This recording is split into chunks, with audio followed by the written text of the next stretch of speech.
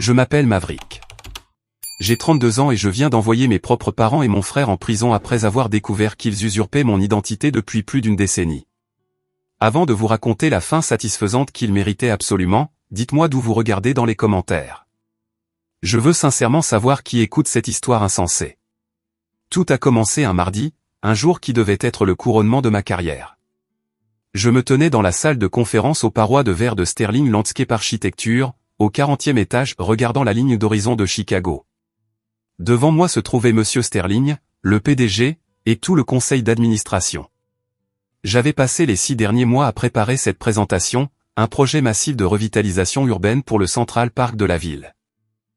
C'était mon billet pour devenir associé à part entière du cabinet, un poste qui s'accompagnait d'une augmentation de salaire massive, d'un bureau d'anglais du respect que j'avais passé toute ma vie d'adulte à rechercher.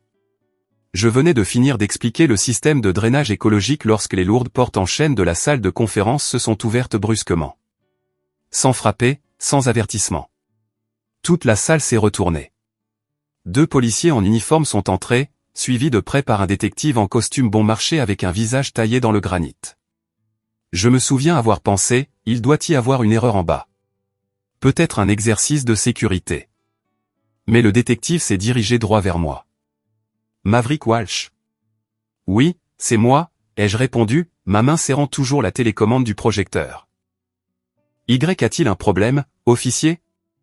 Vous êtes en état d'arrestation pour détournement de fonds, fraude et usurpation d'identité, a dit le détective. Sa voix n'était pas forte, mais dans cette pièce silencieuse, elle a résonné comme un coup de feu. Monsieur Sterling s'est levé, sa chaise raclant bruyamment le sol. Détective, c'est mon architecte paysagiste principal. Il doit y avoir un malentendu. Pas de malentendu, monsieur, a dit l'officier en me saisissant le poignet et en le tordant derrière mon dos. Le clic métallique des menottes se refermant sur mes poignets a été le son le plus froid que j'ai jamais entendu. Il a tranché chaque murmure dans la pièce. J'ai vu le regard des membres du conseil d'administration passer instantanément de l'admiration au dégoût. Monsieur Sterling m'a regardé avec une déception non dissimulée. Je voulais crier, expliquer, me battre, mais ma gorge s'est nouée. Ils m'ont fait traverser le hall principal, devant les rangées de bureaux où des dizaines de mes collègues travaillaient. Des gens avec qui j'avais pris un café ce matin-là, des gens que j'avais encadrés, me regardaient maintenant comme si j'étais un monstre. L'humiliation me brûlait la peau comme de l'acide. Au commissariat, on m'a jeté dans une salle d'interrogatoire froide. Le détective Miller, l'homme qui m'avait arrêté, a claqué un épais dossier sur la table en métal. 40 000 $, Maverick, a-t-il dit en se penchant. Vous avez vidé 40 000 $ du fonds des employés de Coleman Electronics, où vous avez consulté à temps partiel il y a 3 ans. Nous avons des images de caméra. Nous avons une vérification de signature. C'est tout vous. Je ne l'ai pas fait, ai-je dit, essayant de garder ma voix stable même si mon cœur battait la chamade contre mes côtes. Je n'ai eu aucun contact avec Coleman Electronics depuis plus d'1 an. Miller a ouvert le dossier et a fait glisser une photocopie d'un chèque au comptant vers moi. Expliquez ça. J'ai baissé les yeux. C'était un chèque au porteur pour de l'argent liquide. La signature en bas disait « Maverick Walsh ». Mais quand j'ai regardé l'encre de plus près, mon sang s'est glacé. Le « M » était bouclé avec une fioriture excessive et le « K » à la fin était allongé. Ce n'était pas ma signature. C'était la façon dont Kevin, mon petit frère, falsifiait mon nom sur ses bulletins scolaires quand nous étions enfants. Ce n'est pas moi, ai-je murmuré en levant les yeux vers Miller. C'est mon frère. Miller a haussé un sourcil, son expression dégoulinant de scepticisme. Donc votre frère a utilisé votre nom, votre numéro de sécurité sociale, est entré dans une banque et a retiré de l'argent en utilisant votre pièce d'identité. Vous me dites que le caissier de la banque était aveugle? C'est à ce moment-là que la gravité de la situation m'a frappé. Kevin et moi nous ressemblions assez. Même mâchoire, mêmes yeux, sauf qu'il était plus mince, décharné par son style de vie. S'il avait mes documents. Heureusement, j'ai eu droit à mon appel téléphonique. Je n'ai pas appelé mes parents. J'ai appelé Elena. Elena était ma meilleure amie de l'université et actuellement une avocate de la défense pénale redoutable. Elle était au commissariat en moins d'1 heure et, grâce à sa réputation et à quelques manœuvres complexes de cautionnement, j'ai été libéré en attendant une enquête plus approfondie. Tu es dans de beaux draps, Mav, a dit Elena alors que nous sortions dans l'air frais de la nuit. Les preuves contre toi sont solides. Si tu dis que c'est Kevin, nous avons besoin de preuves qu'il a usurpé ton identité. Nous devons le trouver. Je sais exactement où le trouver, ai-je dit, serrant le volant de ma voiture jusqu'à ce que mes jointures blanchissent. Je suis allé directement chez mes parents, dans la banlieue cossue. Mes parents, Robert et Patricia Walsh, s'étaient toujours enorgueillis de cette maison. C'était un symbole de leur succès, ou du moins de son apparence. En tournant dans l'allée, mes phares ont balayé quelque chose qui m'a fait freiner brusquement. Garée juste devant le garage se trouvait une Lamborghini Huracan d'un vert citron criard. Je suis resté dans ma voiture, fixant la bête de métal. Mon père conduisait une berline de 10 ans. Ma mère conduisait un SUV de milieu de gamme. Kevin avait 29 ans, était au chômage, vivait dans le sous-sol de mes parents et passait ses journées à jouer à des jeux vidéo. D'où diable venait l'argent pour une voiture comme celle-là? Je suis sorti, la rage bouillonnant dans mes veines. J'ai touché le capot de la Lamborghini. Il était encore chaud. J'ai poussé la porte d'entrée, non verrouillée. À l'intérieur, la maison embaumait les bougies à la lavande. Le parfum que ma mère utilisait pour tout masquer, de l'odeur de moisi de la vieille maison à la pourriture au sein de cette famille. Mes parents et Kevin étaient assis dans la salle à manger. Ils dînaient. Steak, vin rouge, chandelle. La scène était si paisible qu'elle en était nauséabonde. Maverick, ma mère, Patricia, a posé son verre de vin. Elle n'avait pas l'air surprise de me voir, même si j'aurais dû être dans une cellule de garde à vue. Tu es rentré tôt? Je pensais que le traitement de la caution prenait toute la nuit. Je me suis figé. Tu savais que j'avais été arrêté. Bien sûr que je le savais, a-t-elle dit, sa voix aussi désinvolte que si elle discutait du temps qu'il faisait. La police a appelé la maison pour vérifier la résidence. Kevin était assis là, refusant de me regarder. Il coupait son steak, sa main tremblant légèrement. Espèce de... J'ai bondi vers Kevin. Mon père, Robert, s'est levé de sa chaise pour me bloquer. Maverick, contrôle-toi. C'est ton frère. Il a volé 40 000 $ en mon nom. Ai-je crié, repoussant le bras de mon père. La police m'a menotté devant toute mon entreprise, ma carrière, ma réputation. Tout est ruiné à cause de ce parasite. N'appelle pas ton frère un parasite, a sifflé ma mère. Elle s'est levée et s'est approchée de moi, les yeux froids. Assieds-toi. Nous devons parler en famille. Parler? J'ai ri. Un son amer. Je veux savoir pourquoi mon nom est sur le chèque que Kevin a encaissé. Et je veux savoir à qui appartient la Lamborghini garée dans l'allée.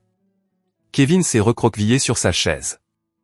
C'est un cadeau. Un cadeau? Je l'ai fusillé du regard. Qui offre un cadeau de 300 000 $ à un joueur au chômage? Ma mère a posé une main sur mon épaule, me forçant à m'asseoir. Son contact semblait doux, mais sa prise était comme de l'acier. Maverick, écoute-moi, a-t-elle commencé, sa voix passant à ce ton doux et manipulateur qu'elle utilisait chaque fois qu'elle voulait quelque chose. Ce qui est fait est fait. Kevin a fait une petite erreur. Une petite erreur? C'est un crime, maman. Ton frère ne voulait pas, a-t-elle poursuivi. Il a juste emprunté ton identité pour régler quelques dettes de jeu. Il avait l'intention de te rembourser. Dettes de jeu? 40 000 $? J'ai regardé Kevin. Il fixait son assiette. Le problème est, a pris la parole mon père, sa voix grave mais sans véritable autorité, que Kevin n'est pas comme toi, Maverick. Tu es fort. Tu as des diplômes, une carrière, la capacité de gérer la pression. Kevin, il est sensible. Il est fragile. Un frisson m'a parcouru l'échine. Je savais où cette conversation allait mener. J'en avais entendu des variations toute ma vie. Qu'est-ce que tu veux dire, papa? Ai-je demandé, bien que je connaisse déjà la réponse. Ma mère m'a regardé droit dans les yeux, sans ciller. C'est le moment qui me hantera à jamais. Maverick, tu dois prendre la responsabilité pour ton frère. Le silence dans la pièce était absolu.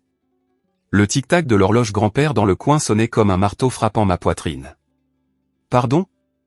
Tu m'as entendu, dit-elle, sa voix se durcissant. Si Kevin va en prison, il mourra. Il ne survivra pas un seul jour là-dedans. Mais toi, tu es différent. Tu es un combattant. Tu peux supporter quelques années, et quand tu sortiras, tu pourras te reconstruire. Tu as du talent. Tu es folle, ai-je dit en me levant, renversant la chaise. Tu veux que je sacrifie ma vie, ma liberté pour son crime? C'est ton devoir, a élevé la voix ma mère, le visage rouge. Tu es l'aîné. Tu as tout eu. La carrière, l'argent, la réputation. Ton frère n'a rien. Maintenant tu veux lui enlever sa liberté aussi? Je n'enlève rien. Il s'est mis dans cette situation tout seul. L'argent est remplaçable, Maverick. Mais Kevin ne l'est pas, elle a frappé la table de sa main. Sois un grand frère pour une fois dans ta vie. C'est à ce moment-là que j'ai su que je n'avais pas de mère. La femme qui se tenait devant moi n'était pas un parent. C'était un monstre prêt à sacrifier un enfant pour en sauver un autre. Mais à ce moment-là, je ne savais pas que les 40 000 $ n'étaient que la partie visible de l'iceberg. Je ne savais pas que la Lamborghini dehors et leur calme bizarre cachaient un secret bien plus terrible que je n'aurais pu l'imaginer. Le silence qui planait sur cette luxueuse salle à manger était si épais que je pouvais entendre Kevin déglutir. La proposition de ma mère flottait dans l'air comme une lame de guillotine, coupant le dernier fil de connexion entre moi et cette famille. J'ai regardé mon père, espérant y trouver une once de raison. Robert Walsh avait toujours été passif, un homme qui préférait une vie tranquille, mais je n'avais jamais pensé qu'il était cruel. « Papa » ai-je demandé, la voix brisée, « tu es d'accord avec ça? Tu veux que j'aille en prison ?» Mon père a évité mon regard, fixant intensément son verre de vin rouge foncé. « Ta mère a raison, Maverick. Kevin, il n'est pas équipé pour le monde réel comme toi. Une peine de prison le détruirait complètement. Il n'a jamais eu la chance de briller. » Une chance de briller. J'ai ri. Un son rauque et sec s'échappant de ma poitrine. Les souvenirs ont afflué comme un raz-de-marée. Quand j'avais 16 ans, je voulais un vélo pour pouvoir faire une tournée de journaux et gagner mon propre argent. Mes parents ont dit qu'ils étaient fauchés.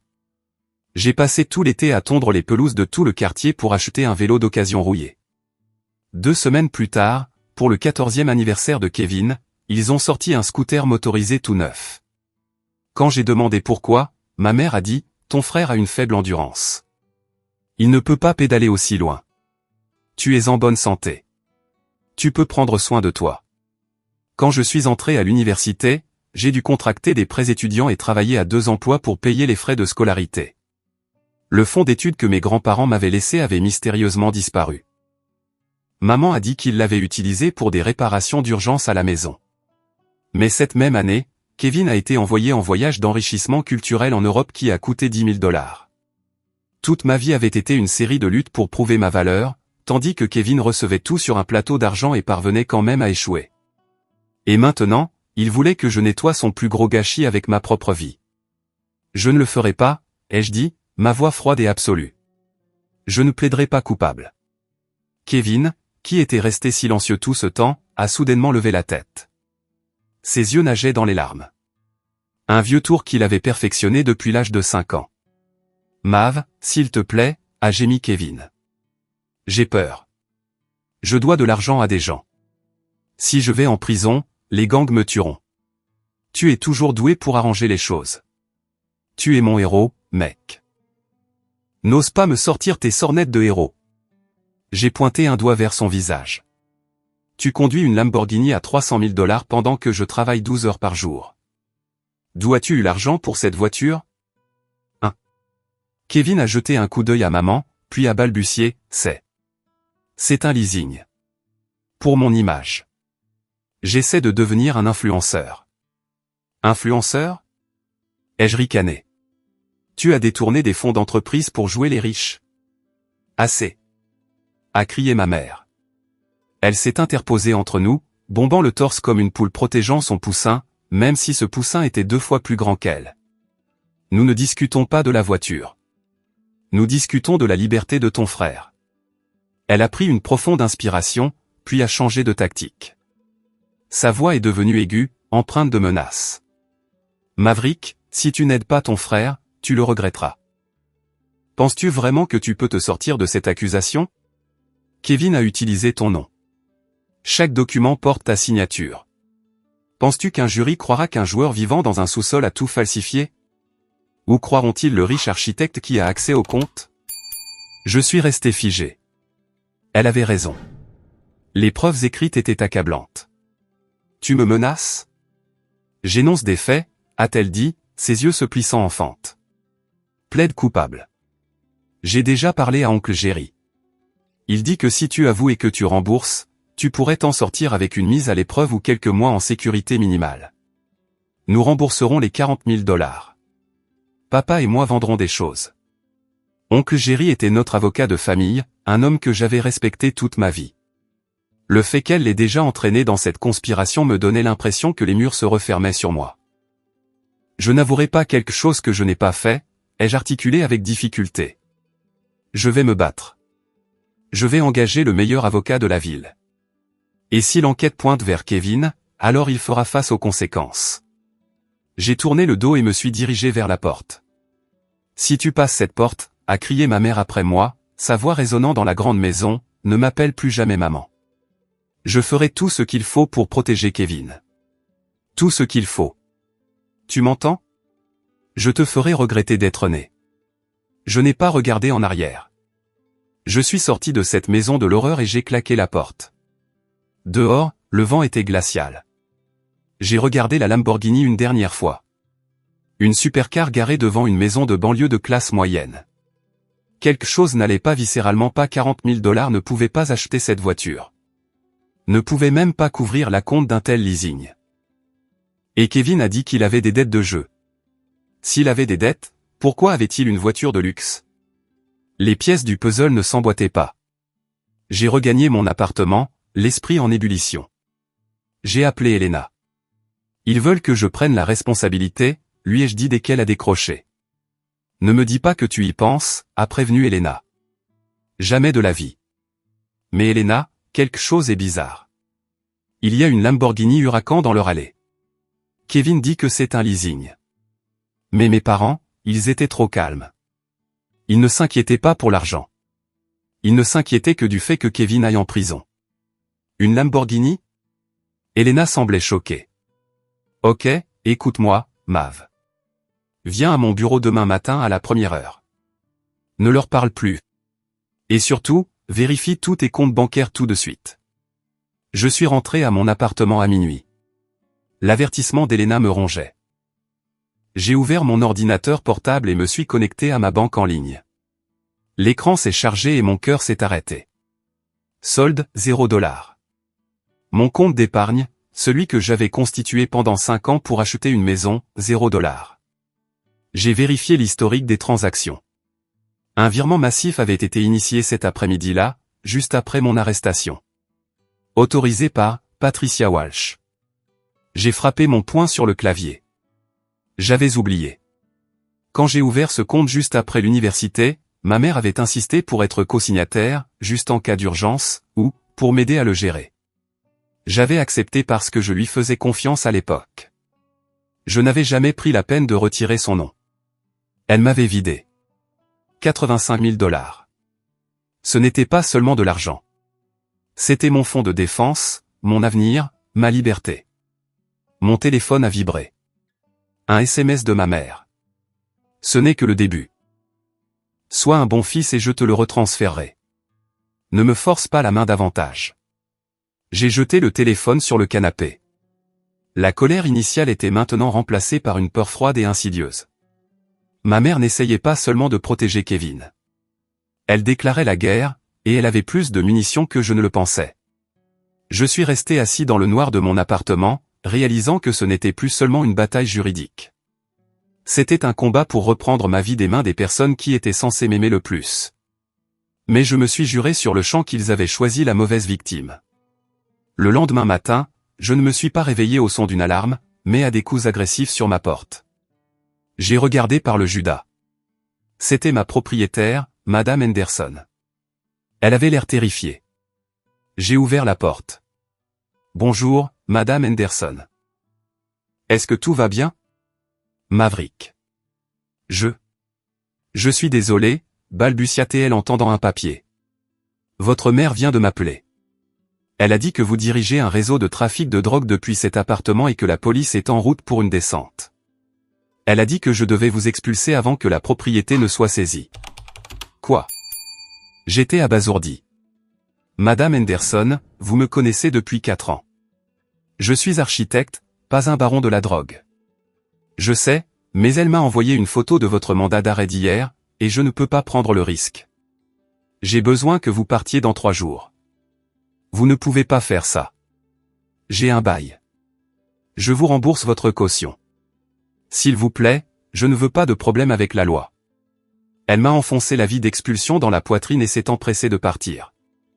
Ma mère ne plaisantait pas. Elle brûlait la terre de ma vie de toutes les directions. Je suis allé au bureau d'Elena en me sentant comme un animal traqué. Elena, impeccable dans un tailleur bleu marine, m'a tendu un café noir. J'ai entendu parler du compte en banque, dit-elle, le visage sombre. Nous pourrions la poursuivre pour vol, mais comme c'est un compte joint, c'est civil, pas pénal. Ça prendra des mois. Pour l'instant, notre priorité est l'affaire pénale. Je dois voir oncle Jerry, ai-je dit. Mon avocat de famille. Il sait tout sur les finances de mes parents. Peut-être qu'il peut m'aider à comprendre ce qui se passe. Elena fronça les sourcils. Sois prudent. S'il est l'avocat de la famille, sa loyauté pourrait ne pas être envers toi. J'ai conduit jusqu'au cabinet d'avocat de Jerry. Il était le meilleur ami de mon père depuis le lycée. L'homme qui me donnait des bonbons quand je le visitais enfant. J'avais toujours pensé à lui comme le bon oncle, le sensé. Maverick, mon garçon. Jerry m'a accueilli avec un large sourire. Assieds-toi. Assieds-toi. Ta mère m'a tout raconté. Quelle tragédie. Oncle Jerry, je ne l'ai pas fait. C'était Kevin, ai-je dit sans détour. Jerry soupira, enlevant ses lunettes pour les essuyer. Je te crois, Mav. Mais le problème, ce sont les preuves. La signature, la caméra, l'adresse IP. Tout pointe vers toi. Kevin, il n'a aucun bien à son nom. S'il va en prison, il ne peut pas payer de dédommagement. Mais toi, tu as un avenir. Alors, que conseillez-vous? Accepte l'accord, Mav, dit Jerry, sa voix dégoulinant de fausses préoccupations. J'ai conclu un arrangement préliminaire avec le procureur. Si tu plaides coupable et que tu rembourses, tu obtiens 2 ans de probation. Pas de prison. Tu peux garder ton emploi si nous présentons bien les choses. Plaider coupable pour quelque chose que je n'ai pas fait? Parfois, préserver la paix familiale est plus important que la vérité. Fils, tes parents ont le cœur brisé. J'ai eu la nausée. Je dois y réfléchir. Prends ton temps, mais pas trop. Je me suis levé et me suis dirigé vers la porte, mais j'ai réalisé que j'avais laissé mes clés de voiture sur son bureau. J'ai fait demi-tour. Sa porte était légèrement entr'ouverte. J'allais la pousser quand je l'ai entendu parler au téléphone. Oui, Patricia, je lui ai dit. Non, il ne semble pas encore convaincu. Ne t'inquiète pas, le stratagème d'assurance est sûr. Le gamin ne sait rien de ces polices d'assurance vie. Oui, continue de faire pression. Je me suis figé. Stratagème d'assurance. Police d'assurance vie. Je me suis reculé, quittant le bureau sans mes clés. J'ai utilisé la clé de rechange dans mon portefeuille pour ouvrir ma voiture. Mes mains tremblaient si fort que je pouvais à peine mettre la clé dans le contact. Jerry m'avait trahi. Il ne protégeait pas seulement Kevin. Il protégeait quelque chose de plus grand. Le stratagème d'assurance est sûr. Cette phrase tournait en boucle dans ma tête. J'ai regagné Sterling Landscape. Je devais parler à Monsieur Sterling. Je devais m'expliquer. Mais alors que j'entrais dans le hall, la réceptionniste m'a regardé avec pitié. Maverick, Monsieur Sterling ne veut pas vous voir. Et votre mère est là-dedans. Ma mère. J'ai foncé vers le bureau de Sterling. La scène à l'intérieur a fait bouillir mon sang. Ma mère était assise sur le canapé, pleurant dans un mouchoir. Monsieur Sterling se tenait à proximité, l'air mal à l'aise. Oh, Maverick. Ma mère a sangloté en me voyant. Te voilà. Je m'excusais justement auprès de Monsieur Sterling en ton nom. Je lui ai parlé de tes problèmes de dépendance. Dépendance, ai-je crié. De quoi diable parles-tu? Ne le nie pas, mon fils. Elle s'est tournée vers Monsieur Sterling. Il a commencé à se droguer l'année dernière. C'est pour ça qu'il avait besoin d'argent. Il m'a même frappé quand j'ai refusé de lui donner de l'argent. Elle a relevé sa manche, révélant une vilaine ecchymose sur son bras. Je connaissais cette ecchymose. C'était celle qu'elle s'était faite en se cognant contre la table hier en essayant de me bloquer. Monsieur Sterling, c'est un mensonge. Je me suis tourné vers mon patron. Je n'ai jamais touché à la drogue. Je ne l'ai jamais frappé. Monsieur Sterling a levé une main, l'air épuisé. Maverick, je ne sais pas qui dit la vérité, mais la police hier est maintenant votre mère. Ce cabinet ne peut pas gérer ce genre de scandale. Nous soumissionnons pour un contrat municipal. Nous avons besoin d'une image impeccable. Vous me renvoyez? Je vous suspends sans solde jusqu'à ce que l'affaire soit résolue. Veuillez partir, Maverick, et régler vos affaires de famille. J'ai regardé ma mère. Son visage était enfoui dans ses mains. Mais je jure avoir vu un sourire narquois se dessiner sur ses lèvres. Elle avait réussi. Elle avait coupé mes revenus, mon logement et ma réputation en moins de 24 heures. J'étais acculé. Pas d'argent, pas de maison, pas de travail, et une accusation de crime pesant sur ma tête. Mais il y avait une chose qu'elle n'avait pas anticipée. Quand un homme perd tout, il n'a plus rien à craindre. Et le lapsus d'oncle Jerry sur les polices d'assurance était la clé dont j'avais besoin. J'ai quitté le bâtiment et j'ai appelé Elena. Elena, j'ai besoin d'une faveur. J'ai besoin d'un hacker ou d'un expert comptable judiciaire. Je pense que mes parents ne protègent pas seulement Kevin. Je pense qu'ils cachent une fraude massive. Je connais un gars, a dit Elena. Viens au bureau. La partie commence. Je suis arrivé au bureau d'Elena avec l'état d'esprit d'un homme qui part au combat. Là, j'ai rencontré Léo, un analyste de données qui avait l'air débraillé mais dont les yeux brûlaient d'intelligence derrière des lunettes épaisses. Il était l'arme secrète d'Elena pour les cas de fraude d'entreprise. Très bien, Mav, dit Léo, ses doigts volant sur le clavier. J'ai examiné ton rapport de crédit comme tu l'as demandé. Et, bon sang, ça s'allume comme un sapin de Noël. Que as-tu trouvé, ai-je demandé, le cœur battant à tout rompre. Léo a tourné le moniteur. Savais-tu que tu es le propriétaire de 3 SARL? Non. Je n'ai jamais ouvert de société de ma vie. Eh bien, sur le papier, tu es le PDG de Walsh Consulting, Blue Sky Logistique et MNK Import. Tout enregistré sous ton nom et ton numéro de sécurité sociale il y a 8 ans. Il y a 8 ans. C'était juste après que j'ai obtenu mon diplôme et que j'ai déménagé. Mes parents m'avaient demandé d'emprunter mes documents pour aider avec les déclarations de revenus. Je leur avais fait confiance. Et voici la partie intéressante, a poursuivi Léo. Cette Lamborghini que tu as mentionnée, elle est louée sous Walsh Consulting. Mais ce n'est pas tout. Il y a aussi une Porsche Cayenne et une Mercedes Classe S enregistrées au nom de ces sociétés. J'étais stupéfait. Ma famille conduisait une flotte de voitures de luxe en mon nom pendant que je conduisais une Honda Civic déglinguée. Et les flux de trésorerie, a demandé Elena. C'est là que ça devient plus sombre, a grimacé Léo.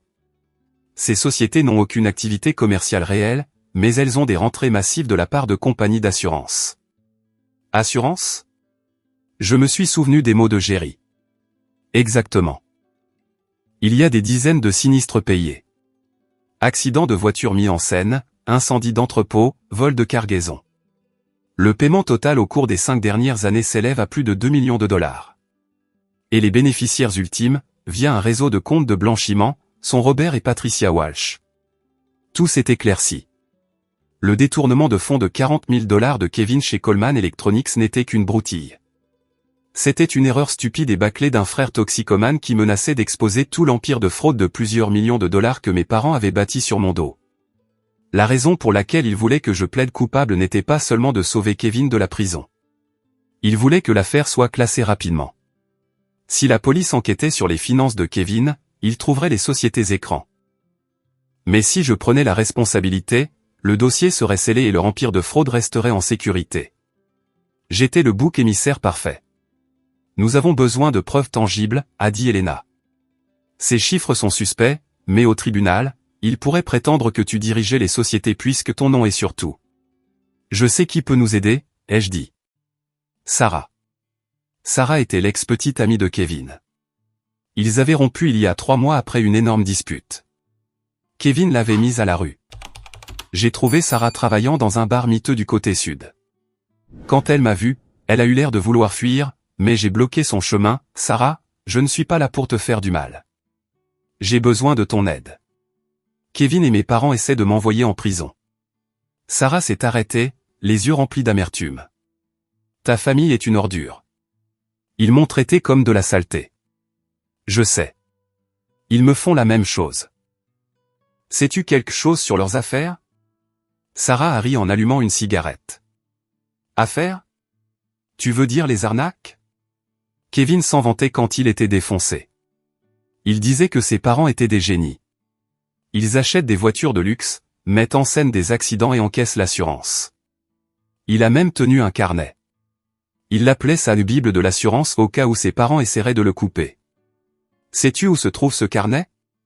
Il le garde dans une boîte à chaussures Nike sous son lit. Je me suis tourné vers Elena qui se tenait à côté de moi. Nous avons besoin de ce carnet. On ne peut pas entrer par effraction. C'est illégal, a prévenu Elena. Nous devons les piéger pour qu'ils nous le donnent ou les piéger pour qu'ils avouent. Un plan audacieux et dangereux s'est formé dans mon esprit.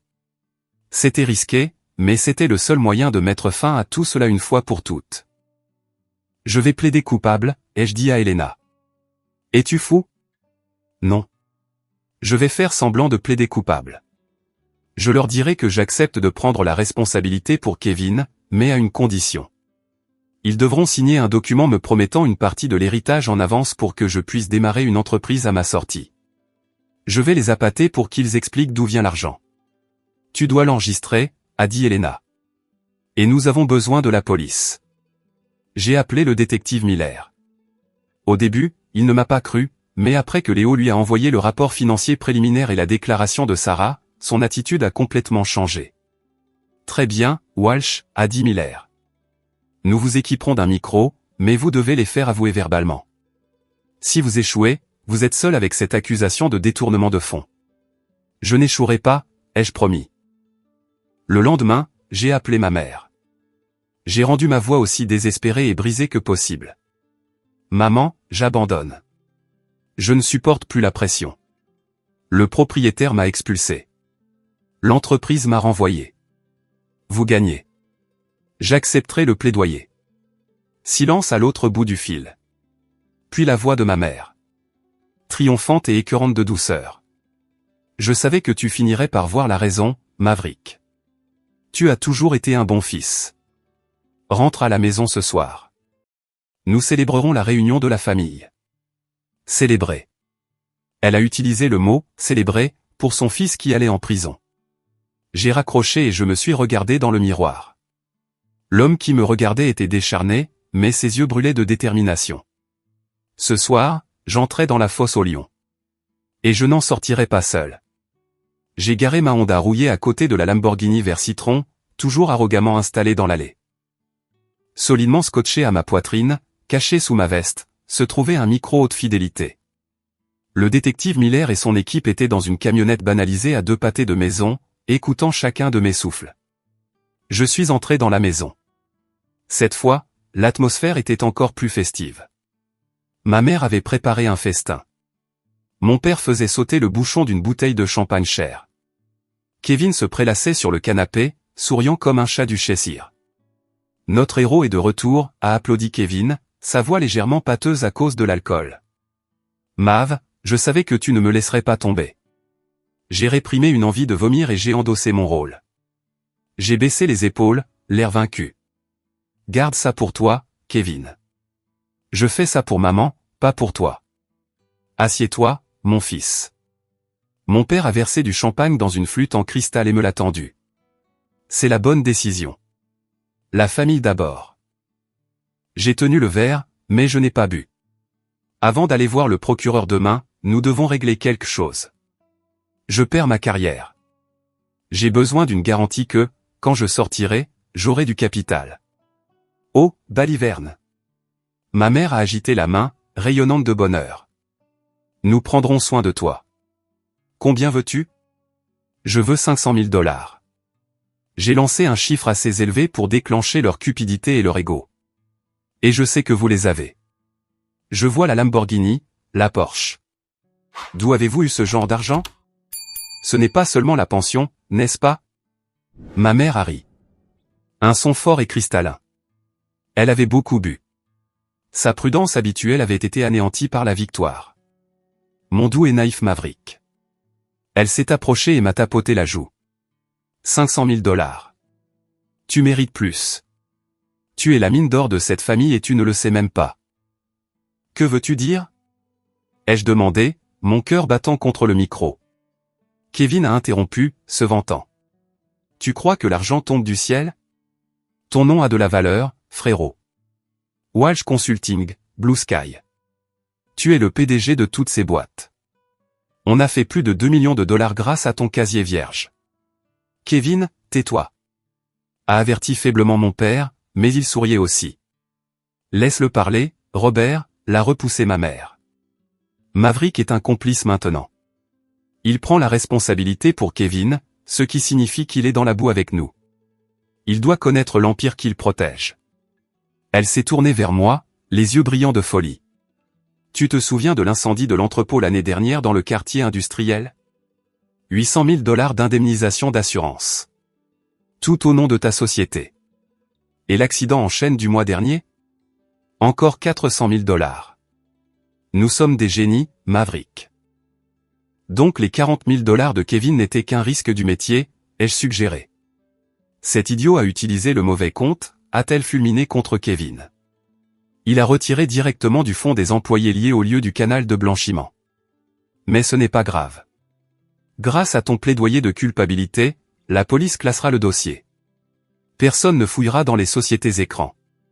Tu fais 1 an ou 2, et quand tu sortiras, je t'achèterai une maison. Marché conclu. J'ai senti une sueur froide couler dans mon dos. Ils avaient tout avoué, blanchiment d'argent, fraude à l'assurance, usurpation d'identité. Alors, ai-je dit, la voix tremblante, cette fois d'une émotion réelle, vous ne m'avez jamais aimé. Vous m'avez juste élevé pour être un bouc émissaire pour vos arnaques et un bouclier pour Kevin. Ma mère a cessé de sourire. Elle m'a regardé avec pitié. C'est ainsi que le monde fonctionne, mon fils. Certains sont nés pour briller comme Kevin, et d'autres sont nés pour servir comme toi. Tu devrais être fier de ton rôle. Ce fut la dernière chose qu'elle dit en tant que femme libre. J'ai posé la flûte de champagne sur la table. Elle a fait un tintement sec. Je me suis redressé, abandonnant ma posture de vaincu. Je l'ai regardé droit dans les yeux. Je ne pense pas, Patricia. J'ai fouillé dans ma veste, arraché le ruban adhésif et sorti l'appareil d'enregistrement. Je l'ai posé sur la table, juste à côté de la bouteille de champagne. La lumière rouge de l'enregistrement clignotait régulièrement. Quoi? Qu'est-ce que c'est? A balbutié mon père, le sang se retirant de son visage.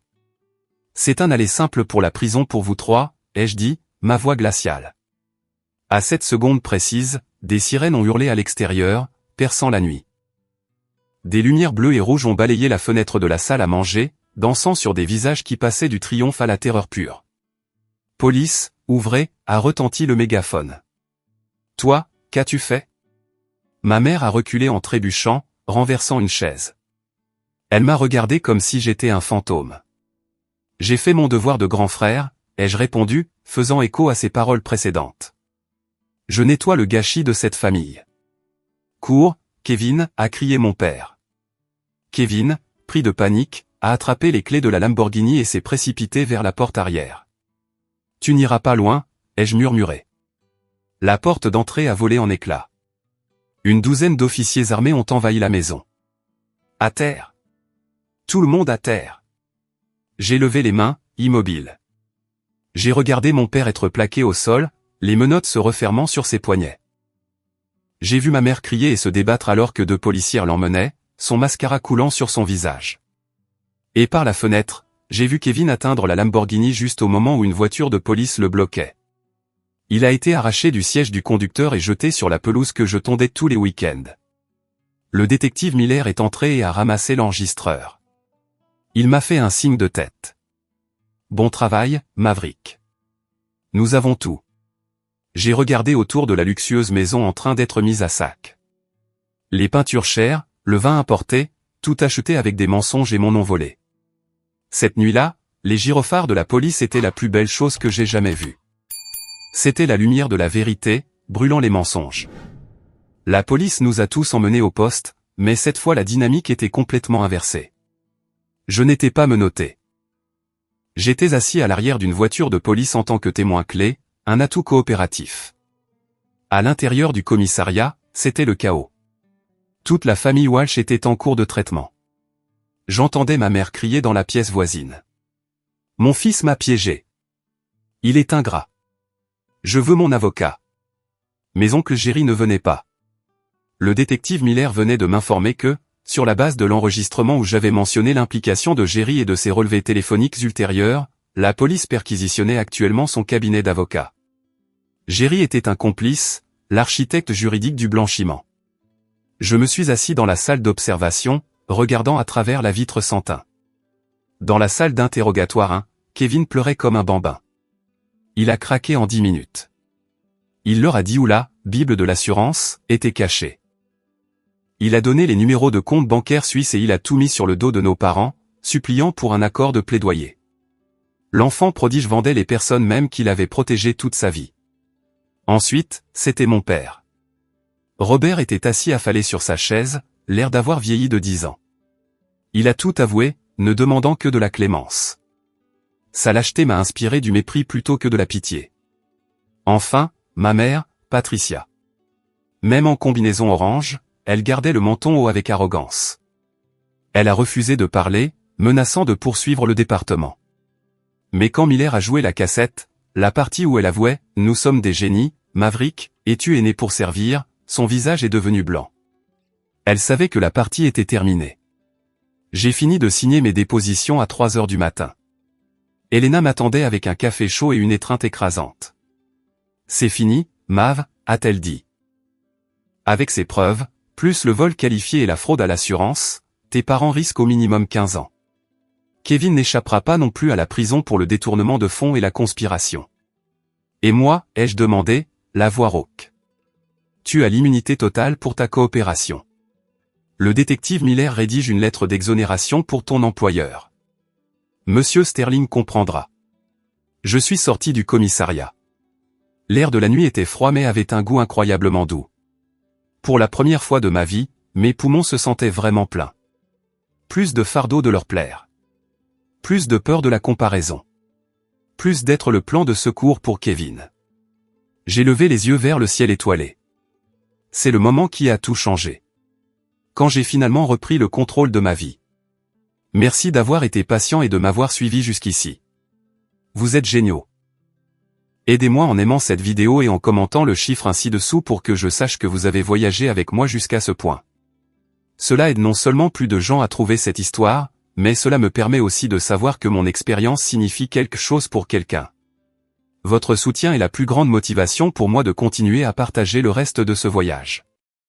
Alors que je me dirigeais vers ma voiture, un autre fourgon de transport de la police s'est arrêté, les portes arrière se sont ouvertes, et il transférait ma mère à la prison du comté. Elle m'a vu. Elle s'est arrêtée, luttant contre l'emprise de l'officier. Maverick, a-t-elle crié, sa voix se brisant de pure haine. Tu crois que tu as gagné? Tu as envoyé tes propres parents en prison. Tu vivras avec la culpabilité pour toujours. Tu es le diable. Je me suis approché, restant juste hors de portée. J'ai regardé profondément dans les yeux de la femme qui m'a donné naissance. Non, mère, ai-je dit calmement. Je ne vous ai pas envoyé en prison. Vous vous y êtes envoyé vous-même au moment où vous avez décidé de me sacrifier pour Kevin. J'ai juste verrouillé la porte. Je te maudis, a-t-elle hurlé alors qu'on la poussait dans le fourgon. Les portes se sont refermées, obscurcissant son visage tordu. Le fourgon est parti, emportant le fantôme qui avait hanté ma vie pendant 32 ans. Je me suis tourné vers Elena et j'ai souri, un sourire sincère de soulagement. Allons prendre le petit déjeuner. J'ai une faim de loup. La bataille juridique serait longue. Le procès serait éprouvant. Et je savais que reconstruire ma vie à partir des cendres ne serait pas facile. J'avais perdu ma famille, mes économies et presque ma carrière. Mais j'avais retrouvé la chose la plus précieuse de toutes, moi-même. Et croyez-moi, la vengeance la plus douce n'était pas de les voir en prison. C'était de savoir que j'allais vivre une vie meilleure et plus brillante sans eux. Si vous pensez que la descente de police était la fin de l'histoire, vous n'avez jamais eu affaire au système juridique américain. La nuit où j'ai vu ma famille être emmenée menottée n'était que la fin de l'acte d'ouverture. La vraie guerre, celle menée avec des requêtes, des dépositions et des assassinats de caractère, ne faisait que commencer. Pendant les 12 mois suivants, ma vie a été un tourbillon de salles d'audience et de réunions d'avocats. Mes parents ne se sont pas laissés faire. Même avec l'enregistrement, même avec la montagne de preuves financières que Léo a déterrées, ils se sont battus. Ils ont plaidé non coupable. Ma mère, dans une démonstration d'illusion qui serait impressionnante si elle n'était pas si pathétique, a tenté de prétendre que j'étais le cerveau derrière les sociétés écrans et qu'elle n'était qu'une femme âgée confuse qui signait ce que son fils lui disait de signer. Mais les faits sont têtus. Et grâce à Elena, nous avions tous les faits. Le procès a eu lieu un matin pluvieux de novembre. La salle d'audience sentait la cire à parquet et le café rassis. J'étais assis à la barre des témoins, regardant la table de la défense. Mon père ressemblait à un fantôme de lui-même, ratatiné et gris. Kevin avait l'air terrifié, se rongeant les ongles jusqu'au sang. Mais ma mère, elle était assise là, dans ses vêtements fournis par le tribunal, me fusillant du regard avec une haine si pure qu'elle ressemblait à de la chaleur irradiant à travers la pièce. Le procureur, une femme vive nommée Madame Vance, m'a fait parcourir la chronologie. Nous avons présenté la « Bible de l'assurance » que Kevin avait cachée. Nous avons joué l'enregistrement. Lorsque l'audio de ma mère disant « Certains sont nés pour servir » a rempli la salle d'audience silencieuse, j'ai vu la réaction du jury. 12 étrangers ont regardé ma mère avec une révulsion absolue. C'est à ce moment-là que sa façade s'est fissurée. Elle a réalisé que son charme, sa manipulation, sa capacité à tordre la réalité. Rien de tout cela ne fonctionnait ici. Mais le moment le plus satisfaisant n'était pas la preuve. C'était la sentence. Il a fallu moins de 3 heures au jury pour la rendre. Coupable sur tous les chefs d'accusation. Vol qualifié, fraude à l'assurance, blanchiment d'argent, usurpation d'identité et conspiration. Le juge Harrison était un homme qui avait tout vu. Mais même lui semblait dégoûté par le dossier qu'il avait devant lui. Il a regardé par-dessus ses lunettes mes parents. Au cours de mes 20 ans de magistrature, a déclaré le juge Harrison, sa voix retentissante, j'ai vu des étrangers voler des étrangers. J'ai vu des entreprises voler leurs employés. Mais j'ai rarement vu des parents cannibaliser systématiquement l'avenir de leur propre enfant pour nourrir leur cupidité. Vous n'avez pas seulement volé son argent. Vous avez essayé de voler sa vie. La peine était lourde. Mon père, Robert Walsh, 15 ans de prison fédérale. Ma mère, Patricia Walsh, 15 ans de prison fédérale. Kevin Walsh, 5 ans, avec une cure de désintoxication obligatoire et des paiements de dédommagement a commencé immédiatement après sa libération. Lorsque le marteau est tombé, le son a retenti comme une cloche, signalant la fin d'un long et sombre hiver. Ma mère a crié. Elle n'a pas crié pour obtenir grâce. Elle a crié contre moi. Elle m'a traité de traître. Elle m'a traité de serpent. Mais alors que les huissiers l'emmenaient, sa voix s'est estompée. Pour la première fois en 32 ans, sa voix ne m'a pas fait tressaillir. C'était juste du bruit. Sortir de ce palais de justice a été les pas les plus difficiles que j'ai jamais faits. Non pas à cause de la tristesse, mais à cause du poids écrasant de ce qui venait de se passer. J'avais amputé ma propre famille pour sauver ma vie. Mais alors que la bataille juridique se terminait, ma reconstruction ne faisait que commencer. Je suis retourné chez Sterling Landscape Architecture la semaine suivante. J'étais nerveux. Mon nom avait été traîné dans la boue dans les journaux locaux, même si j'étais la victime. Je ne savais pas si j'avais encore ma place là-bas. Monsieur Sterling m'a appelé dans son bureau. La dernière fois que j'étais ici, j'étais en train d'être arrêté. Maverick. Il s'est levé et m'a tendu la main. Je vous dois des excuses. Des excuses profondes. Vous avez fait ce que vous deviez faire, monsieur, ai-je dit. Non. Il a secoué la tête. J'aurais dû faire confiance à mon meilleur architecte. J'ai lu la lettre du détective. J'ai lu les transcriptions du tribunal. Ce que vous avez survécu. Cela montre un niveau de caractère que je vois rarement. Il a pris un dossier sur son bureau. Le projet du parc de la ville. Nous avons remporté l'appel d'offres. Mon cœur a bondi. Nous l'avons fait? Nous l'avons fait. Mais le conseil municipal avait une condition. Ils veulent que l'architecte principal qui a conçu le système de drainage écologique supervise toute la construction. Ils vous veulent, Maverick. Il a fait glisser un contrat sur le bureau. C'est une promotion. Partenaire principal, augmentation de salaire significative, avantages sociaux complets et un bureau d'angle. Vous n'êtes plus seulement un employé, Mav. Vous faites partie des fondations de ce cabinet. J'ai regardé le contrat. Les chiffres étaient stupéfiants, mais plus que l'argent, c'était la validation. J'avais bâti cette carrière de mes propres mains, malgré les tentatives de ma famille de la détruire. J'accepte, ai-je dit. Ce soir-là, j'ai emmené Elena dîner pour fêter ça. Nous sommes allés dans un petit restaurant italien tranquille au bord de la rivière. Nous avions passé l'année dernière dans les tranchées ensemble, à mener des batailles juridiques, à analyser des documents, à survivre au chaos. Ce soir était la première fois que nous pouvions simplement respirer. Tu as l'air différent, a dit Elena en faisant tourner son vin. Plus léger. Je me sens plus léger, ai-je admis. J'ai passé toute ma vie à attendre que le couperet tombe. À attendre que ma mère appelle avec une crise ou que Kevin ait besoin d'être renfloué. C'est calme maintenant. Le calme, c'est bien, a-t-elle souri. Je l'ai regardé. Vraiment regardé. Pour la première fois depuis longtemps, Elena n'était pas seulement mon avocate ou mon amie d'université. C'était la seule personne qui était restée à mes côtés lorsque le monde s'est effondré.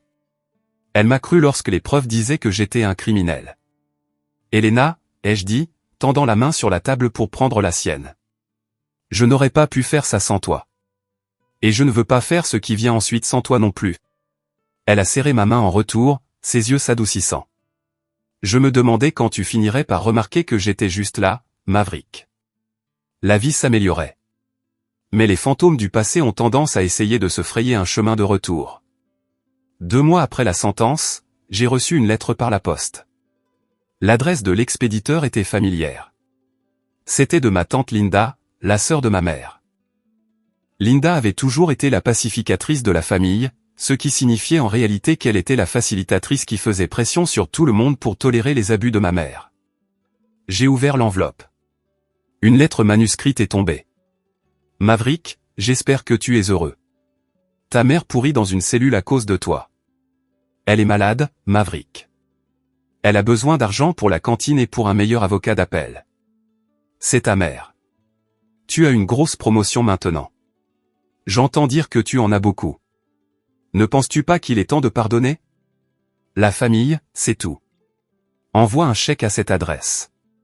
Fais ce qu'il faut. Tante Linda. Je suis resté dans ma cuisine à lire les mots. L'ancien Maverick, celui qui était conditionné à se sentir coupable, celui qui avait peur d'être le méchant, aurait ressenti une pointe de honte. Il aurait peut-être même envoyé quelques centaines de dollars juste pour faire disparaître la culpabilité. Mais ce Maverick était mort. Il est mort la nuit où il a porté un micro à dîner. Je n'ai pas ressenti de culpabilité. J'ai ressenti de la clarté. Tante Linda n'était pas intéressée par la justice. C'était un singe volant. Un mandataire envoyé par une narcissique pour me ramener dans la toile. Il ne voulait pas de relation. Il voulait une ressource. Il voulait que l'autre revienne pour que les parasites puissent se nourrir. Je me suis dirigé vers le destructeur de documents que je gardais dans mon bureau à domicile. Je n'ai même pas fini de lire la 2e page. J'ai introduit la lettre dans la machine et j'ai regardé l'écriture culpabilisante être découpée en confettis sans signification. Je n'ai pas répondu. J'ai bloqué le numéro de tante Linda. J'ai bloqué tous les parents qui se sont rangés de leur côté. J'en avais fini de négocier ma paix. Je suis sorti sur le balcon de mon nouvel appartement, un endroit que j'ai acheté avec mon propre argent, en mon propre nom, sans co-signataire. J'ai regardé la ligne d'horizon de Chicago. La ville était pleine de lumière, de millions de vies, de millions d'histoires. Et pour la première fois, j'avais l'impression de vivre réellement l'une d'entre elles plutôt que de simplement survivre. J'avais perdu une mère, un père et un frère. Pour le monde extérieur, cela ressemble à une tragédie. Mais debout là, dans l'air froid de la nuit, j'ai réalisé que ce n'était pas une perte. C'était un lâcher de poids mort. Je n'avais pas perdu une famille. J'avais échappé à une secte. Et maintenant, j'étais libre de construire quelque chose de réel. 1 an plus tard, Je me tenais sur la terrasse d'observation du Central City Park nouvellement achevé. C'était le jour de l'inauguration. En dessous de moi, des centaines de personnes se promenaient dans les jardins que j'avais conçus. Des enfants jouaient près des écosystèmes. Des couples étaient assis sur les bancs et les arbres commençaient à fleurir pour le printemps. C'était magnifique. C'était réel et c'était à moi. Elena se tenait à côté de moi, sa main posée sur mon bras. Nous avions emménagé ensemble il y a 6 mois. Ce n'était pas une relation basée sur le drame ou le lien traumatique. Elle était basée sur le respect, le rire et le silence partagé. C'était la relation la plus ennuyeuse que j'ai jamais eue et j'en aimais chaque seconde. En regardant le parc, j'ai commencé à penser au concept de fondation. En tant qu'architecte, je sais qu'on ne peut pas construire un gratte-ciel sur un marécage. Si le sol est toxique, si le substrat rocheux est fissuré, peu importe la beauté du bâtiment. Finalement, il s'effondrera. Pendant 30 ans, j'ai essayé de construire ma vie sur le marécage de l'approbation de ma famille. Je pensais que si j'étais juste assez réussi, assez riche ou assez obéissant, le sol se durcirait. Je pensais que je pourrais réparer les fondations si je versais juste assez de moi-même dans les fissures. Je me trompais. Certains terrains sont tout simplement mauvais. Et la seule façon de construire quelque chose qui dure est de déménager, de trouver un nouveau terrain. Je pense encore à eux parfois. Je sais que mes parents sont actuellement en train de divorcer en prison. Il s'avère que sans un ennemi commun à attaquer, ils se sont retournés l'un contre l'autre. Mon père blâme ma mère pour la cupidité. Ma mère blâme mon père d'être faible. Kevin a apparemment du mal en prison, écrivant constamment des lettres implorant le pardon, qui sont interceptées par mon avocat et classées sans être lues. Ils jouent toujours à leur jeu, mais ils les jouent dans une boîte où ils ne peuvent plus me faire de mal. J'ai appris que « famille » est un mot délicat. On nous enseigne que c'est un nom, quelque chose dans lequel on est, un fait biologique fixe. Mais j'ai appris que « famille » est en fait un verbe. La famille, c'est ce que vous faites. La famille, c'est être présent. La famille, ce n'est pas voler votre identité. La famille, ce n'est pas vous demander d'aller en prison pour eux. Monsieur Sterling, qui m'a encadré alors qu'il aurait pu me renvoyer, est de la famille. Elena, qui s'est battue pour moi alors que je n'avais rien à lui payer, est de la famille.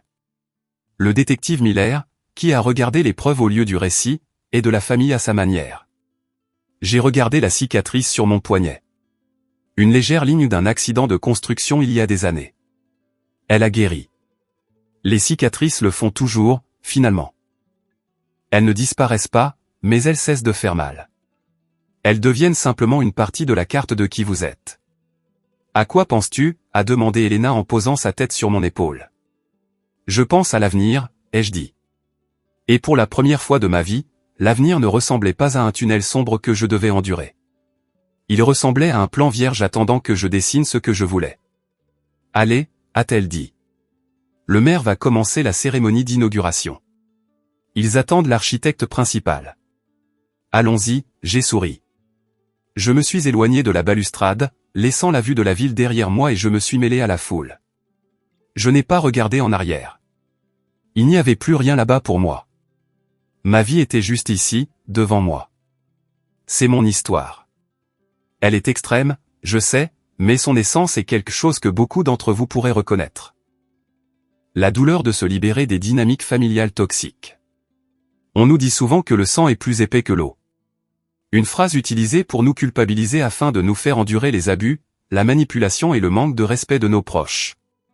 Mais le proverbe original complet est en fait, le sang de l'alliance est plus épais que l'eau de la matrice. Cela signifie que les liens que nous choisissons de former avec des amis, des partenaires et des mentors sont souvent plus forts et plus significatifs que les accidents génétiques de la naissance. Mon parcours m'a appris que vous avez le droit de licencier votre famille. Vous avez le droit de fixer des limites. Si quelqu'un se noie et essaie de vous entraîner sous l'eau pour se sauver, vous n'êtes pas obligé de le laisser vous noyer. Couper les ponts n'est pas un acte de cruauté. Souvent, c'est un acte de survie. C'est le seul moyen de protéger votre santé mentale, vos finances et votre avenir. Ne laissez pas le sophisme des coups irrécupérables vous maintenir dans des relations qui vous détruisent. Ce n'est pas parce que vous avez passé 30 ans à essayer de leur plaire que vous devez y passer un jour de plus. Je veux avoir de vos nouvelles. Avez-vous déjà dû couper les ponts avec un membre de votre famille pour vous sauver ? Ou peut-être que vous luttez avec cette décision en ce moment. Si vous avez trouvé de la valeur dans cette histoire,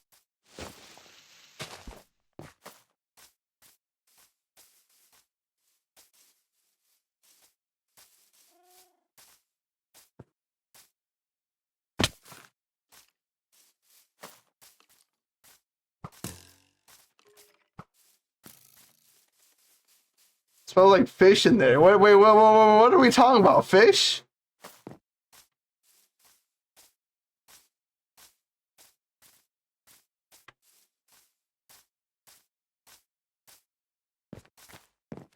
Just girl stuff? Oh, my bad. I'm sorry. Don't worry. Okay. But if I said it smells like fish in there, I get slapped.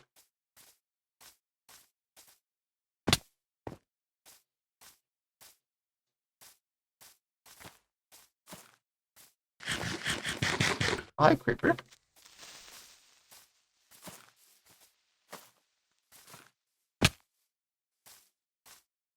I'm home.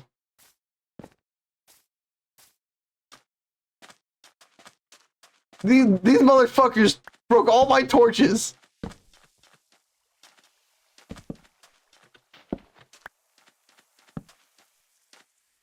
The mobs actually get very bad on this side. Who? I don't know. Oh, someone also dropped gunpowder and eggs next to my place.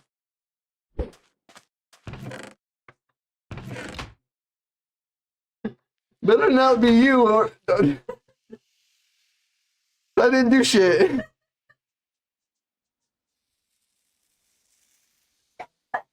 She's actually dying right now. What? We need to get to the bottom of this.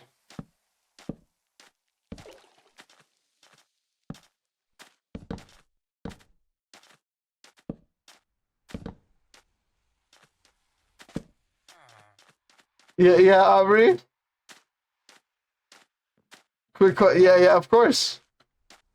Anything for you guys, or for you gals. Can I have some diamonds? After you guys built a wall, blocking me from going over there. I'd have to think about this. This is a tough one to think about. We can cross, just not me. Well, what if I say you can't cross?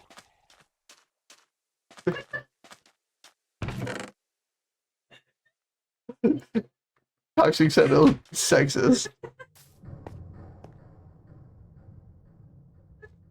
I don't have enough diamonds. I don't have any.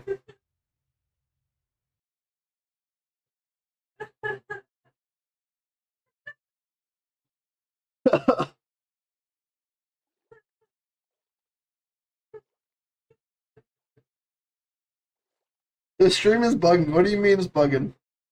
Buffering.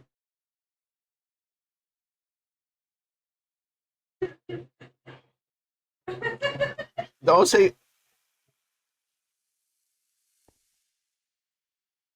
Say your dumb stuff down. That's crazy. That's crazy. I'm just a simple man. Quack quack, bitch.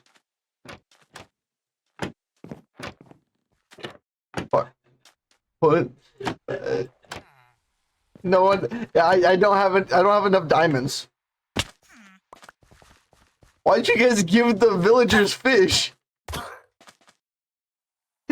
What was the fish for? They don't take cooked fish.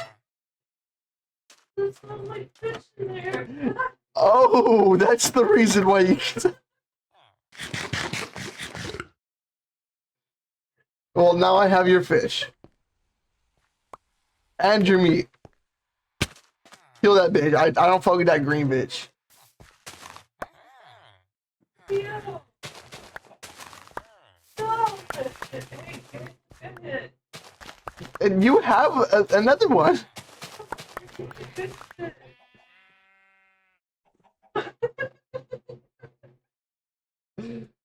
He wasn't following.